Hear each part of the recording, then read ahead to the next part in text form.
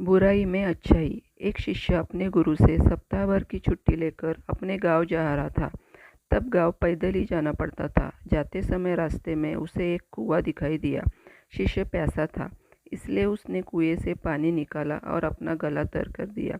शिष्य को अद्भुत तृप्ति मिली, क्योंकि कुएं का जल बेहद मीठा और ठंडा था। शिष्य ने सोचा, क्यों न यहाँ का जल गुरुजी के लिए भी ले चलूं।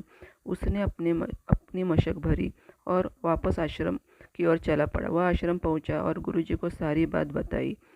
गुरुजी ने शिष्य से मशक लेकर जल पिया और संतुष्ट महसूस की। उन्होंने शिष्य से कहा, वाकई जल तो गंगा जल के समान है। शिष्य को खुशी हुई। गुरुजी से इस तरह की प्रशंसा सुनकर शिष्य आज्ञा लेकर अपने गांव चला गया। कुछ ही देर में आश्रम में रहने वाला एक दूसरा शिष्य गुरुजी के पास पहुंचा और उसने भी वह जल पीने की इच्छा जताई। गुरुजी ने मशक शिष्य को दी। शिष्य ने जैसे ही घूंट भरा, उसके पानी बाहर कुल्ला कर दिया। शिष्य बोला, गुरुजी, इस पानी में तो कड़वापन है और न ही यह जल शीतल है। आपने बेकार ही उस शिष्य की इतनी प्रशंसा की।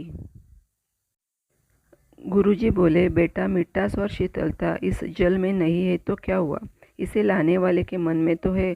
जब उस शिष्य ने जल पिया होगा तो उसके मन में मेरे लिए प्रेम उमड़ा। यही बात महत्वपूर्ण है। मुझे भी इस मशक का जल तुम्हारी तरह ठीक नहीं लगा, पर मैं यह सुनकर उसका मन दुखी करना नहीं चाहता था।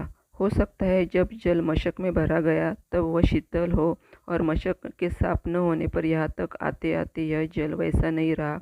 पर इससे लाने वाले के मन का प्रेम तो कम नहीं होता है ना।